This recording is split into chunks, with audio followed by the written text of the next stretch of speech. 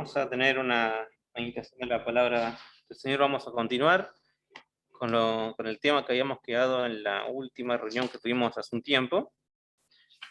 Habíamos visto el mensaje de las 7 iglesias que el Señor Jesús da a los Apocalipsis. Hemos visto la primera iglesia, que era la iglesia de Éfeso, para ir recordando un poco sobre lo que hemos visto en la reunión anterior. Hemos destacado, o el Señor elogia a esta iglesia, que es una iglesia trabajadora, una iglesia que persevera, lo elogia por sus buenas obras, pero el Señor tiene algo contra esta iglesia, que es que habían dejado su primer amor. Y ya ese reproche o esa crítica que el Señor hace a esta iglesia quita todo el valor o todo el trabajo, todo el esfuerzo que había tenido esta iglesia. Trabajar sin sentir el gozo o el disfrute de servir al Señor no tiene valor para Dios.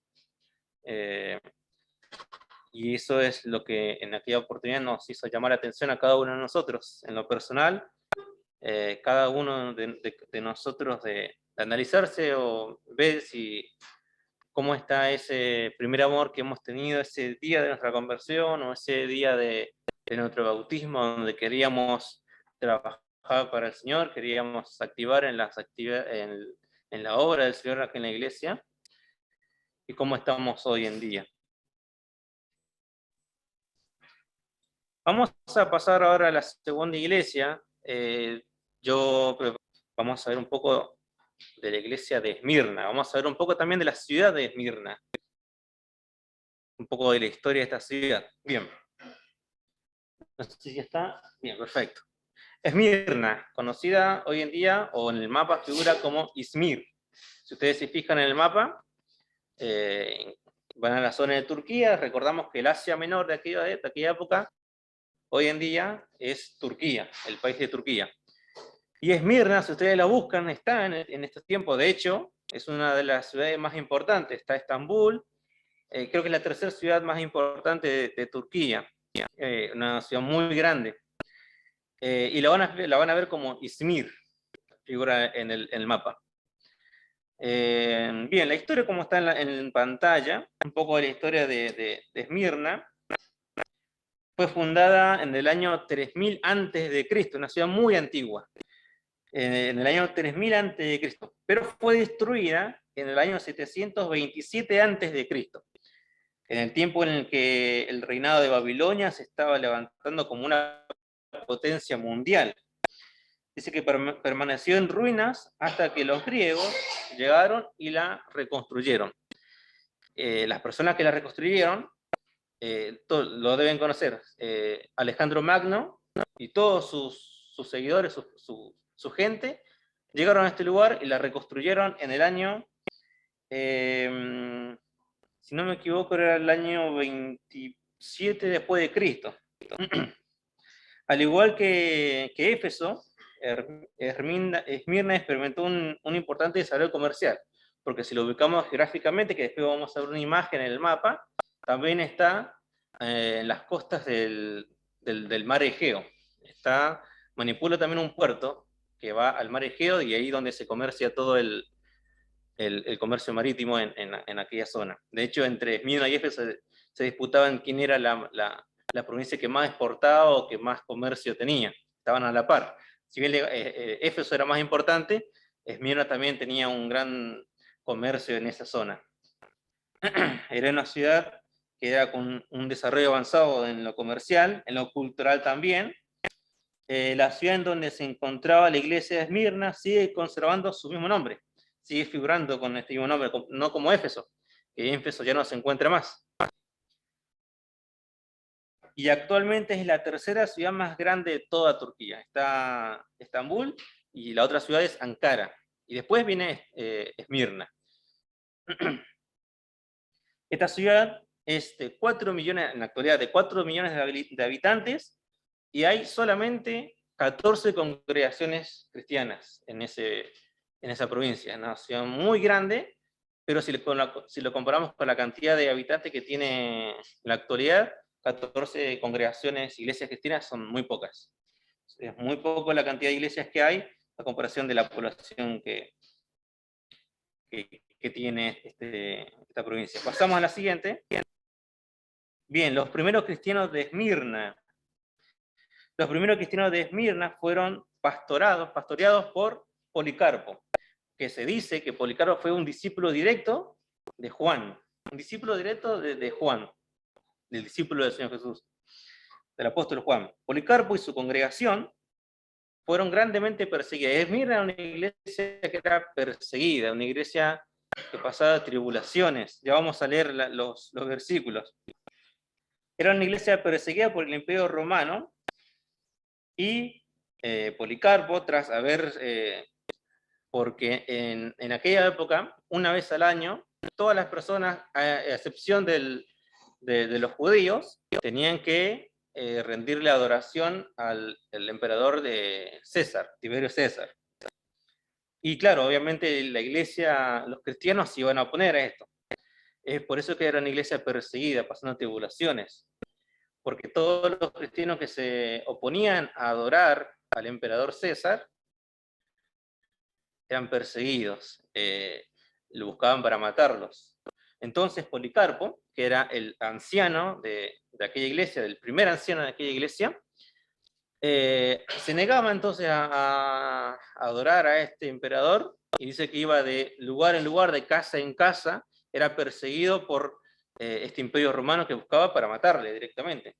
Hasta que un día, que se ocultaba en una casa, Policarpo pensó, dijo dentro de sí mismo, 86 años, murió a la edad de 86 años, decía, 86 años es el tiempo que yo estoy sirviendo al Señor, el Señor no me ha faltado nada, no me ha hecho padecer nada, no me ha hecho faltar nada, yo le voy a hacer fiel hasta la muerte. Entonces él entendió que las personas o el Imperio Romano no dejaba de perseguirlo, y él huía de casa en casa, de lugar en lugar, hasta que dijo, basta, si esta es la voluntad de Dios, que así sea. Él lo entendió. Entonces lo encontraron, gente lo habían delatado también, y fue capturado. Si no adoraba al emperador César, Tiberio César, iba a ser quemado en la hoguera. Y esa fue la manera en que murió. Él se negó a adorar al emperador César. En otras palabras, no quiso negar su fe, no quiso traicionar su fe, y fue quemado en la hoguera. No murió triste, no murió mal, porque estaba haciendo lo que él defendía, lo que todo el cristiano defendía. Y vamos a recordar a varios personajes de la Biblia que murieron defendiendo su fe, sin traicionar a Dios, sin negarle. Y Policarpo murió así, un mártir, murió martirizado, murió en la hoguera, quemado en la hoguera. Murió a la edad de 86 años.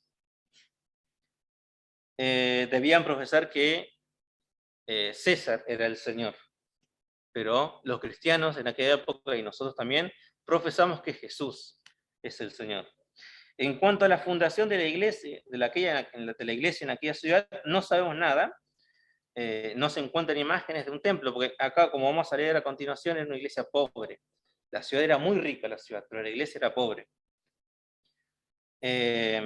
Aunque lo más probable, se supone que la fundación de esta iglesia tuvo lugar cuando Pablo estuvo predicando en Éfeso. ¿Se acuerdan que Pablo estuvo 2 años en Éfeso, y en aquella zona? Dice, en Hechos 19:10 se nos dice que el apóstol Pablo prolongó su estancia en Éfeso por espacio de 2 años, por un tiempo de 2 años, de manera que todos los que habitaban en Asia, judíos y griegos, oyeron la palabra del Señor. Fue seguramente durante ese periodo de tiempo, en esa época, cuando se fundaron varias iglesias de esa provincia, como fruto del trabajo del apóstol Pablo. Bien, pasamos a la siguiente y vamos a ver algunas imágenes. No sé si se alcanza a ver bien. Yo sé que los hermanos del Zoom van a poder verlo bien en detalle. En la primera imagen vamos a encontrar un mapa donde están las 7 iglesias del Apocalipsis. La número 2 que se menciona en el mapa es la iglesia de Esmirna. Está a 56 kilómetros de la iglesia de Éfeso. Ahí nomás, a la orilla del mar Egeo. Si lo comparamos con las demás, Éfeso, Esmirna y Pérgamo eran las ciudades que más competían entre sí en lo que era el comercio, porque tenían el puerto del mar Egeo ahí nomás, ahí cerca. En el mapa de lado vemos un mapa más amplio donde vemos a toda Turquía, y en la zona donde se encuentra Esmirna y las demás iglesias, pues están cerca, a la orilla del mar Egeo. Abajo, en esas ruinas que vemos ahí, son las ruinas del comercio, se llama Ágora se llama, que era el mercado en aquellos tiempos, en aquella ciudad. Hoy en día solamente se encuentran ruinas, la parte subterránea de ese mercado gigante. Y atrás vemos la ciudad de Esmirna. En el medio vemos a Policarpo. Es una ilustración en el momento de su muerte. Imaginémonos cómo habría estado Policarpo en ese momento. Imaginémonos a Esteban, cómo murió, con su vista al cielo, siendo apedreado. Podemos imaginar que Policarpo también estaba de la misma forma mientras era quemado. Y en el costado de abajo, en la derecha, vemos al emperador Tiberio César. Bien, pasamos a la siguiente. Ese era el emperador que era adorado una vez al año. Es más, Esmirna era una ciudad muy privilegiada. El Imperio Romano autorizó a Esmirna a ser una de las primeras ciudades, competía con 11 ciudades importantes, pero fue la primera en estar autorizado a hacer el primer templo para adorar al emperador César. Estaba en la ciudad de Esmirna. Bien, ahora vamos a pasar a la lectura. Apocalipsis capítulo 2, versículo 8. Es una carta muy corta, son muy pocos versículos, 4 versículos nada más. Apocalipsis capítulo 2, versículo 8. Dice, y escribe al ángel de la iglesia en Esmirna. Y acá es como Dios se presenta a esta iglesia. El primero y el postrero, el que estuvo muerto y vivo, dice esto: yo conozco tus obras y tu tribulación y tu pobreza, pero tú eres rico, y la blasfemia de los que se dicen ser judíos y no lo son, sino sinagoga de Satanás. No temas en nada lo que vas a padecer. He aquí, el diablo echará a alguno de vosotros en la cárcel para que seáis probados, y tendréis tribulación por 10 días. Sé fiel hasta la muerte, y yo te daré la corona de la vida. El que tiene oído, oiga lo que el Espíritu dice a las iglesias. El que venciere no sufrirá daño de la segunda muerte. Todas las cartas que son escritas a las iglesias tienen la misma estructura. Primero está quien se presenta, el autor, quien habla. Después está el mensaje, el cuerpo de la carta, y al final hay como una advertencia para todas las iglesias. El que tiene oídos, oiga lo que el Espíritu dice a las iglesias. Es para todos. Para todas las iglesias, para todo y para cada uno de nosotros. Y en la primera parte vemos cómo Dios se presenta a esta iglesia. Dice, el primero y el postrero, el que estuvo muerto y vivo. Y es muy importante esta presentación de Dios a esta iglesia, porque era una iglesia que estaba pasando tribulaciones, era una iglesia perseguida, era una iglesia muy afligida. Y acá Dios se presenta como el primero y el postrero, el eterno, el que está antes de todo, el que está primero que todo. Antes que esta ciudad, hace 3000 años antes de que esto se fundara, Él ya estaba. Antes que el Imperio Romano fuera fundado, Él ya estaba. Antes que el imperio de las tinieblas, los ángeles y demonios se hayan creado, Él ya estaba. Él era el primero y el último, y el postrero, el eterno Dios. Y el que estuvo muerto y vivo. Y es muy importante esto porque al ser una iglesia perseguida, al ser una iglesia pasando tribulaciones, Dios se presenta como el que tenía el poder de la muerte. Esto es vital para la iglesia de Esmirna, porque están confiando en un Dios que tiene poder, un Dios eterno que tiene poder sobre la muerte. a una iglesia que está pasando aflicciones, persecuciones y hasta el martirio de sus integrantes. Dios se presenta así a esta iglesia, el eterno y el que tiene el poder de la muerte y de la vida. Y le dice, versículo, vamos al primer ítem, bien. Dios le dice a esta iglesia 7 cosas, 7 puntos vamos a destacar que Dios le dice en estos cortos versículos a esta iglesia. El primero le dice, eres pobre materialmente, pero tu pobreza es de gran valor para mí, tanto así que te considero rico espiritualmente.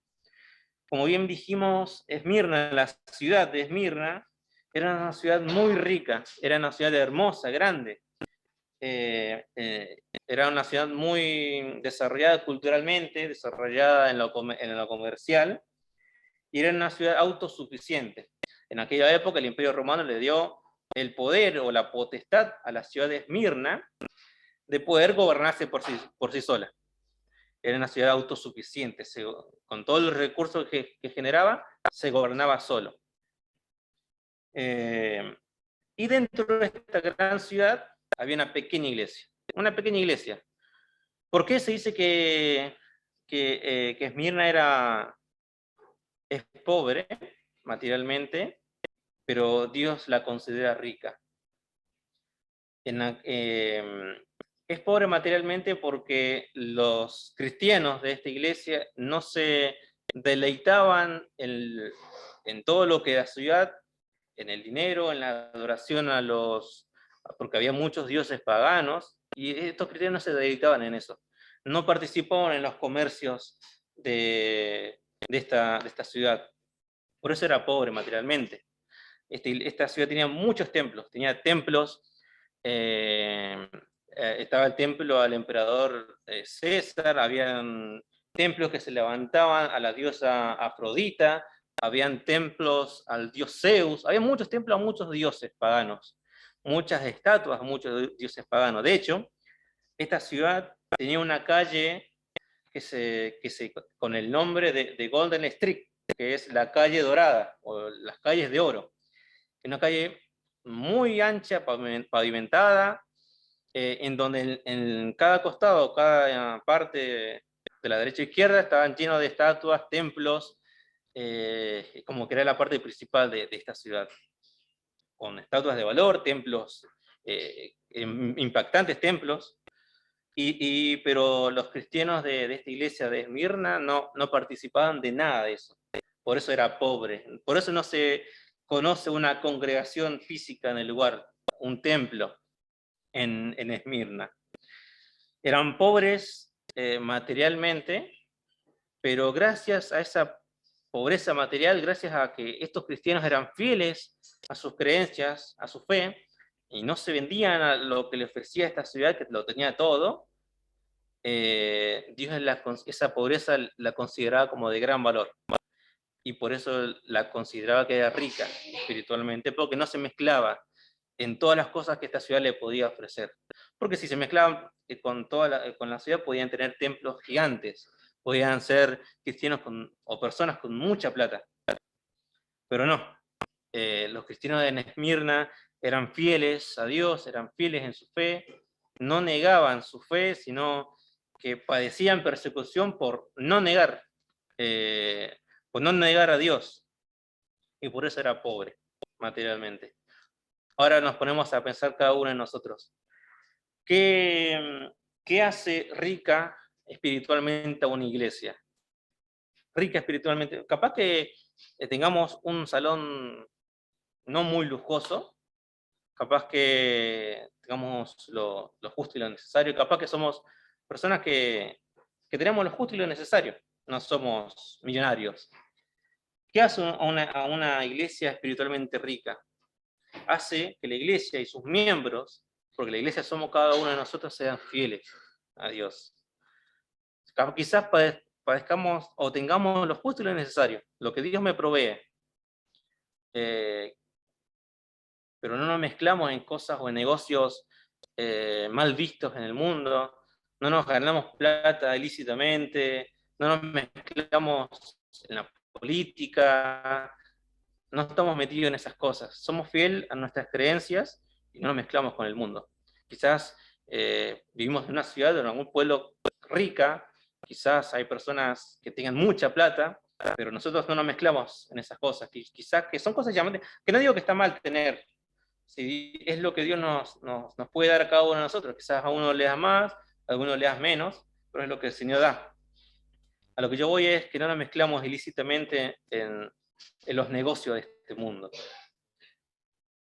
Somos fieles quizás por negar nuestra fe, el mundo nos ofrezca riquezas, el mundo nos ofrezca poder, y nosotros nos mantenemos fieles.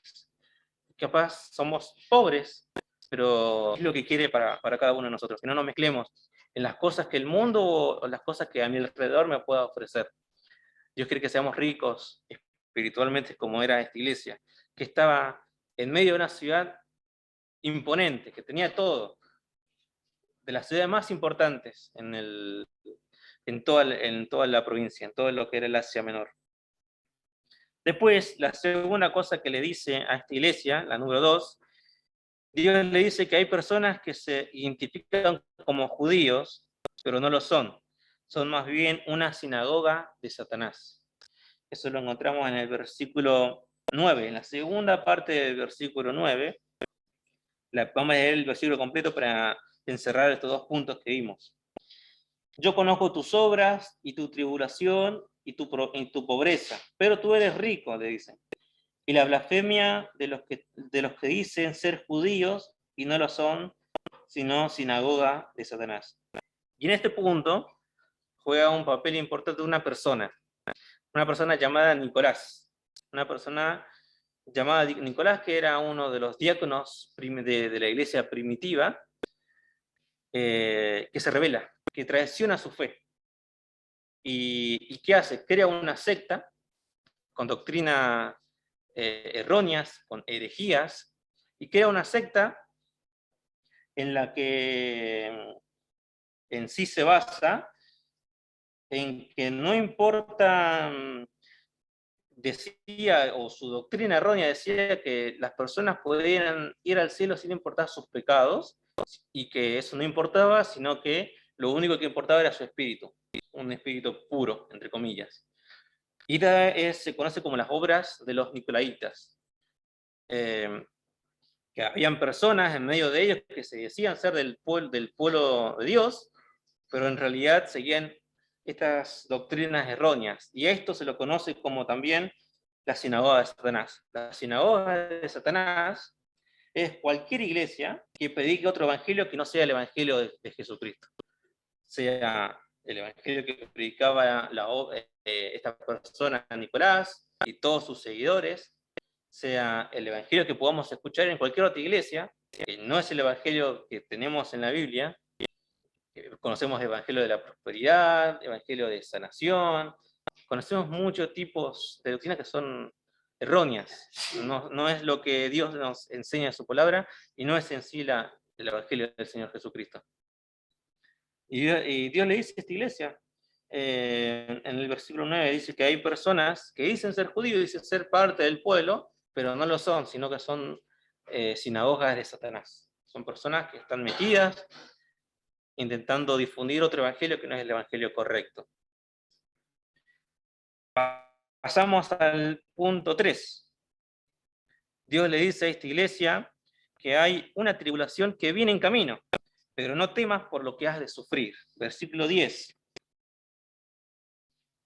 No temas en nada lo que vas a padecer, dice. He aquí, el diablo echará a algunos de vosotros en la cárcel para que seáis probados, y tendréis tribulación por 10 días. Hasta ahí nomás. La primera parte dice, no temas en nada lo que vas a padecer. Y capaz en este punto nos podemos llegar a pensar, o los cristianos de esa iglesia se podrían haber llegado a pensar y decir, Dios me está diciendo no temas. Dios no le está diciendo no temas porque se viene una tribulación en camino, pero yo te lo voy a sacar. No temas que viene aflicciones, que yo la voy a desviar para que no vayan a ustedes. No dice eso. Le dice todo lo contrario. Le dice, tendrás tribulación por 10 días. Y podemos suponer, o probablemente esa frase de 10 días sea para decir algo relativamente corto. Pero le dice que vas a tener tribulación por 10 días. Y se pueden llegar, o es normal capaz que se puedan llegar a reprochar. En la carta el Señor se presenta, Dios se presenta como el primero y el último, se presenta como el que tiene el poder de hasta la muerte. Dice, yo conozco tus obras, que era una iglesia que estabas padeciendo tribulaciones, persecuciones, aflicciones, y aún así me dices que van a venir más tribulaciones, van a venir más persecuciones. Entonces, ¿en qué quedamos? Vos conocés mis obras, conocés las aflicciones que estoy pasando, pero me decís que van a venir más aflicciones todavía, que van a ser entregados cristianos al diablo y ser perseguidos, encarcelados, más todavía, sabiendo mi aflicción, sabiendo mi tribulación, mi persecución, me decís que viene más todavía. Si Dios me conoce, si Dios sabe lo que estoy padeciendo, me dice en esta carta que voy a padecer más todavía. Pero lo importante de esto es esa palabrita que Dios le dice, esas dos palabras, no temas, le dice. No temas. Vas a padecer esto, vas a sufrir esto. Algunos de ustedes van a ser entregados al diablo y van a ser entregados en manos de aquellas personas que los persiguen. No temas, le dice. No tengas miedo, no tengas temor. Esa palabra que se menciona mucho en la Biblia. No temas, le dice a Pablo. Ve a tal lugar que acá tengo mucho pueblo. Pablo fue encarcelado, Pablo padeció persecuciones, pero no temas, le dice. Y el número 4, que viene también de lo mismo, dice, Dios le dice, en su soberanía ha permitido que el diablo eche a algunos de vosotros en la cárcel para que seáis probados. También lo mismo, no temas, le dice a esto. A todo esto que te va a acontecer, no tengas temor, no tengas miedo. Podemos decir, podemos hasta el punto de no llegar a entender a Dios. Yo no entiendo a Dios, y está bien. Si nosotros leemos esto y vemos que esta iglesia que es perseguida, que está pasando tribulación, Dios le dice que va a pasar aún más tribulación, yo no entiendo a Dios, pero eso está bien que no lo entendamos, porque si en nosotros entendiéramos a Dios, Dios no sería Dios, sería una persona normal, sería como nosotros. Nosotros no entendemos muchas cosas de las que Dios hace, o de las que Dios permite. Y está bien, porque eso solamente lo sabe Dios, y Dios tiene un propósito en eso para cada uno de nosotros, en nuestra vida. Pero tiene un porqué, o un para qué, esta tribulación que le ha de venir, o que le ha de acontecer a esta iglesia. Dice, para que seáis probados. La tribulación es una prueba para nuestra fe.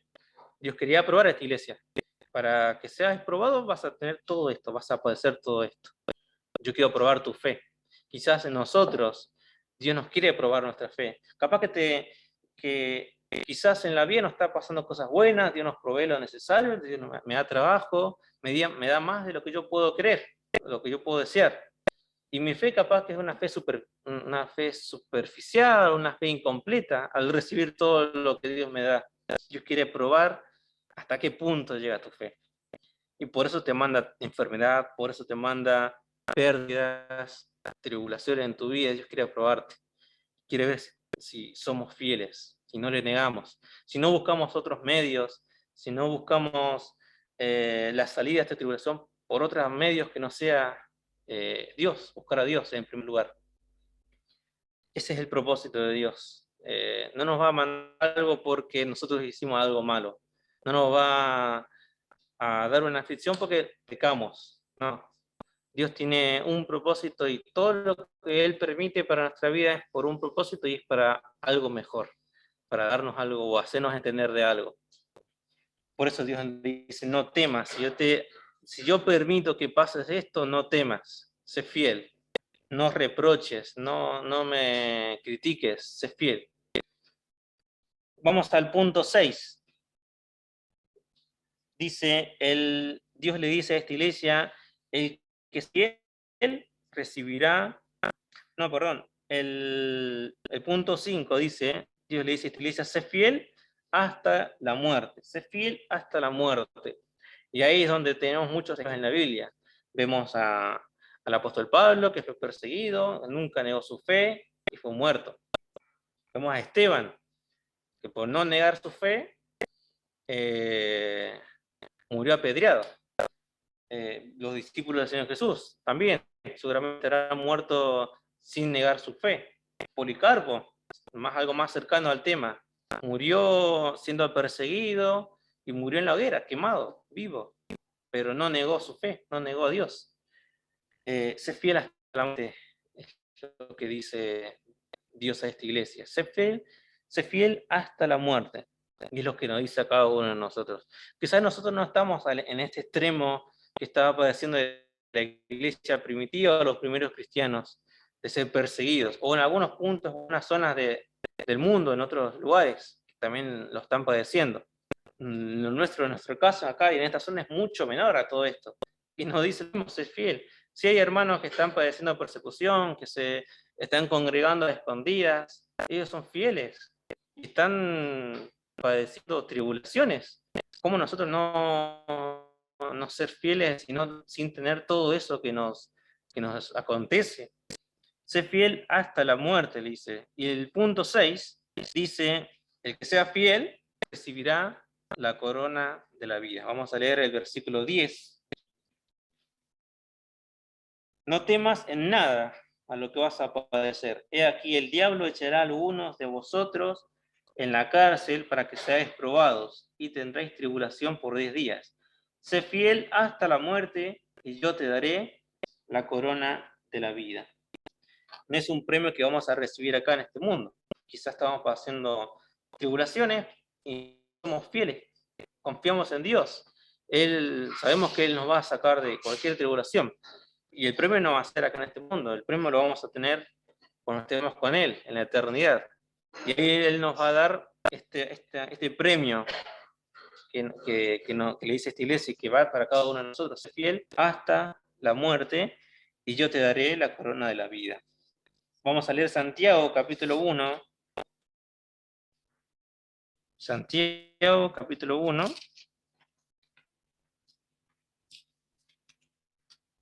Versículo 12.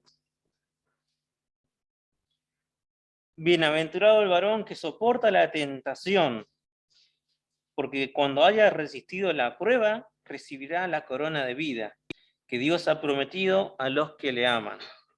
Bienaventurado el varón que soporta la tentación, que soporta las pruebas, las aflicciones, las tribulaciones. Porque cuando haya resistido, cuando haya sido fiel a todo esto, recibirá la corona de vida. Es un premio que vamos a recibir cuando estemos con el Señor en los cielos, allá en la eternidad. Y el último punto, el punto número 7, Dios le dice, este mensaje, mi mensaje, es de peso, tiene valor, es importante, es de suma importancia. Por tanto, el que tenga oído, que preste atención, que oiga lo que el Espíritu dice a las iglesias. Es para todos, es para cada uno de nosotros, es para todas las iglesias. Si bien fue esto escrito hace miles de años, tiene valor aún hoy en día. Y es para cada uno de nosotros. Todo lo que vemos, cada presentación de Dios a cada iglesia, porque se presenta de distintas formas. Y todo es un porqué, no es que se presenta porque sí. En este caso se presenta como el eterno, como el que tiene el poder de todo, a una iglesia que está pasando tribulaciones. Y es para cada uno de nosotros. Rescatar de la iglesia de Éfeso su trabajo, sus obras, su arduo trabajo, y evitar perder el primer amor. Y de esta iglesia, una iglesia que se mantuvo fiel en medio de las tribulaciones, en medio de las pruebas, una iglesia que se mantuvo fiel hasta la muerte. Y sus premios ya lo tienen. Seguramente lo están gozando hoy en día en la presencia de Dios. Y es para cada uno de nosotros que podamos ser como esta iglesia. Es una iglesia, podemos decir, perfecta. Es una de las... Esta y la iglesia de Filadelfia son las únicas dos iglesias que Dios no tiene nada en contra. No tienen nada que reprocharles. Son elogios, advertencias. Le acontece cosas que van a pasar, pero le dice, ¿dónde está la salida? No temas. No tienen ningún reproche. Y es una iglesia digna de ser imitada, digna de rescatar todas estas enseñanzas que Dios le da a esta iglesia. Que el Señor quiera bendecir su palabra y quiera que nosotros podamos rescatar estas enseñanzas y esta iglesia modelo, podemos decir, para cada uno de nosotros en nuestra vida primeramente y también en la congregación, en la iglesia acá en este lugar. Que el Señor bendiga su palabra.